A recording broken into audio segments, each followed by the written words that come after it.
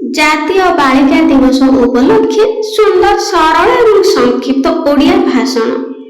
କନ୍ୟା ସନ୍ତାନକୁ ଦିଅ ସୁରକ୍ଷା, କନ୍ୟା ସନ୍ତାନକୁ ଦିଅ ସୁରକ୍ଷା, ସେ ହିଁ କରିବ ଦେଶର ରକ୍ଷା।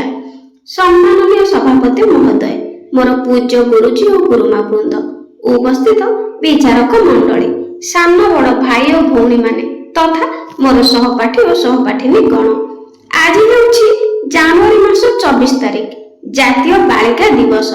ଏହି ପବିତ୍ର ଦିବସରେ ମୁଁ ମୋର ସଂକ୍ଷିପ୍ତ ବକ୍ତବ୍ୟ ରଖିବାକୁ ଯାଉଛି। ଆମ ଦେଶରେ ଏହି ଦିବସ ପାଳନ କରାଯାଏ।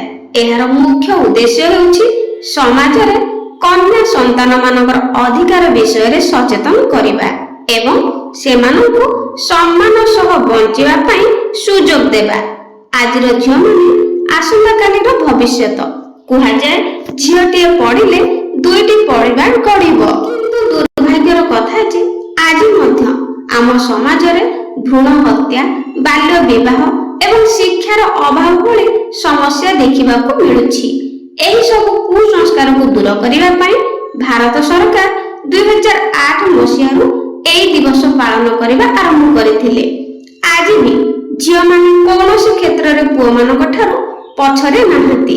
ସେମାନେ ମହାକାଶ ଠାରୁ ଆରମ୍ଭ କରି ଖେଳକୁଦ, ରାଜନୀତି ଏବଂ ପ୍ରତିରକ୍ଷା ଆଦି ପ୍ରତ୍ୟେକ କ୍ଷେତ୍ରରେ ନିଜର ପାରଦର୍ଶିତା ଦେଖାଇଛନ୍ତି।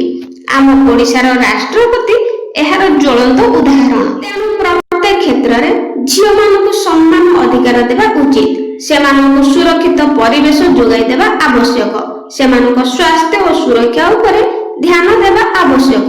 ସରକାରଙ୍କର ବେଟି ବଚାଓ ବେଟି ପଢ଼ାଓ ଅଭିଯାନକୁ ସଫଳ କରିବା ଆମ ସମସ୍ତଙ୍କର ଦାୟିତ୍ୱ। ଝିଅ ହେଉଛି ଘରର ଲକ୍ଷ୍ମୀ। ଶାସ୍ତ୍ରରେ ମଧ୍ୟ କୁହାଯାଇଛି, ଯେଉଁଠାରେ ନାରୀମାନଙ୍କୁ ପୂଜା କରାଯାଏ ସେଠାରେ ଦେବତାମାନେ ପ୍ରସନ୍ନ ହୁଅନ୍ତି। ତେଣୁ ଯେଉଁ ଦେଶରେ ନାରୀକୁ ସମ୍ମାନ ମିଳେ ସେହି ଦେଶ ହିଁ ପ୍ରକୃତରେ ଉନ୍ନତି କରେ।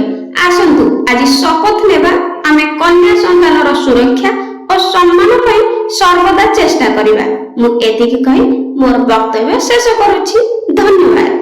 ଆଶା କରୁଛି ଭାଷଣଟି ପସନ୍ଦ ଆସିଥିବ। ତେବେ ଲାଇକ୍ କରିବେ ଆଉ କମେଣ୍ଟରେ ନିଶ୍ଚିତ ଜଣାଇବେ। Thank you.